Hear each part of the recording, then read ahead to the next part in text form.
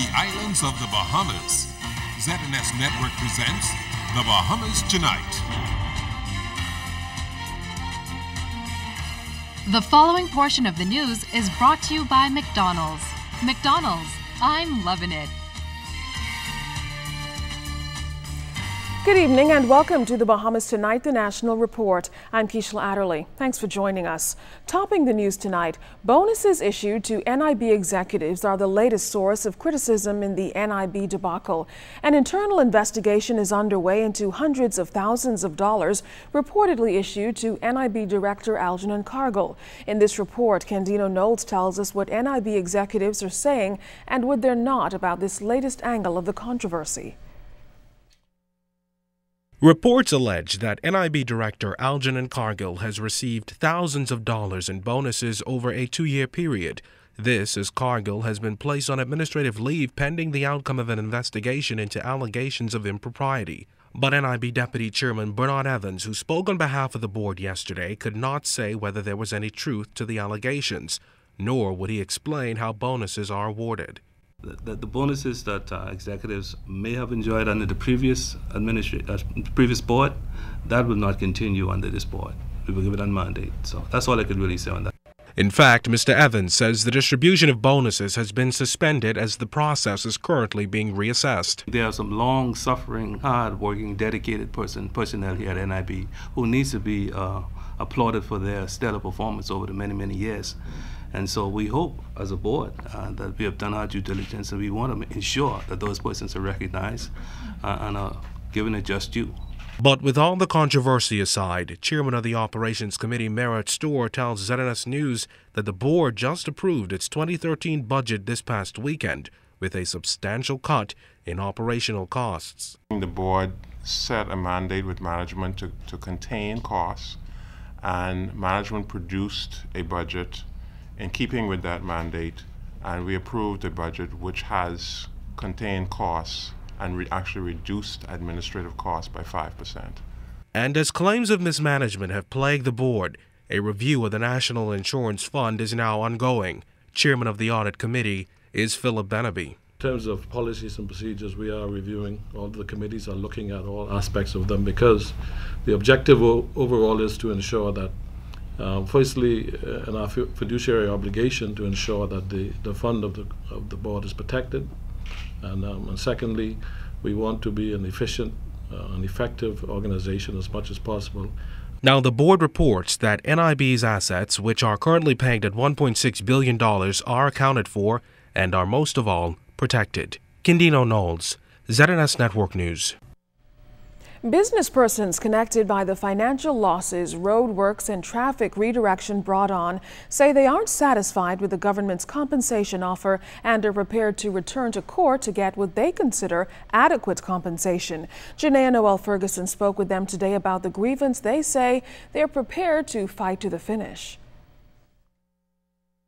We don't want relief. We want compensation. Ethric Bow of the Coconut Grove Business League is rejecting the government's proposal to compensate businesses for losses. He says they are preparing to take the government to court once again to get what is due to them.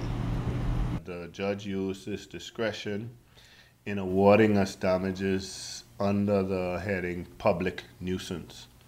And we didn't ask for damages under the heading public nuisance. Well, we've instructed our lawyer to go back to court because we are going now to ask for damages under the heading public nuisance, which it really is.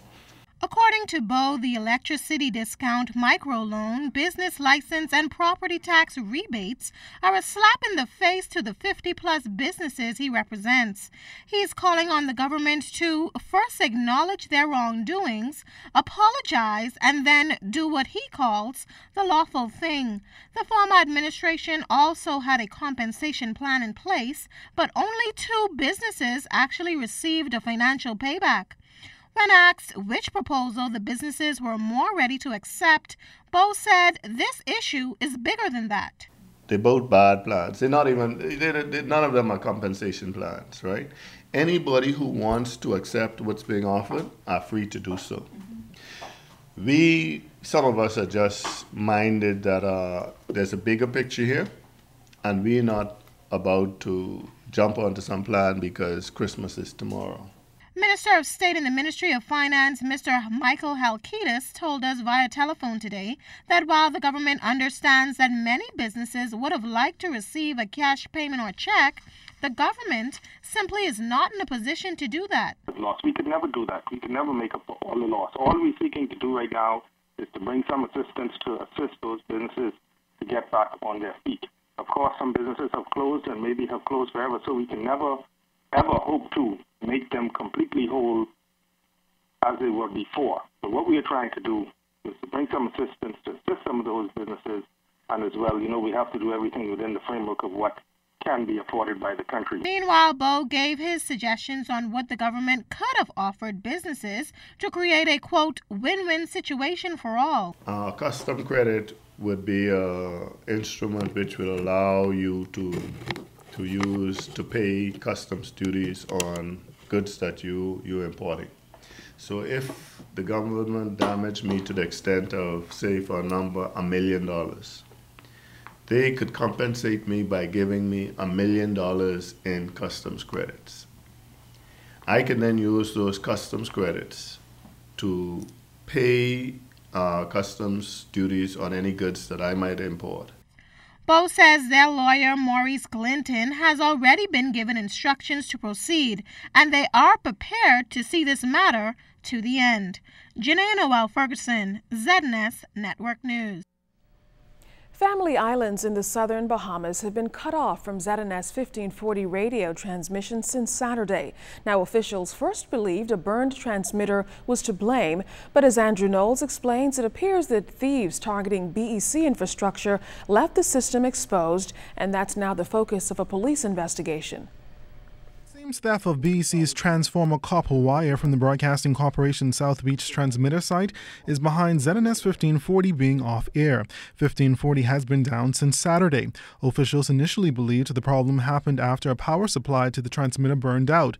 Broadcast engineer with recording media and equipment in Fort Lauderdale, Florida, Dave Camp, was brought in to assess the damage on Sunday. But it wasn't until Monday morning they realized the real reason behind the outage. I could see once I got inside the transmitter that it was not the transmitter failure, but a failure of the power coming into the transmitter.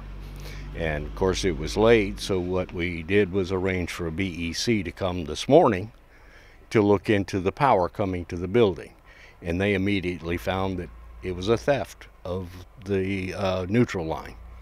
By Monday afternoon, BEC work crews had already completed some of the repairs to damages and restored power to the site.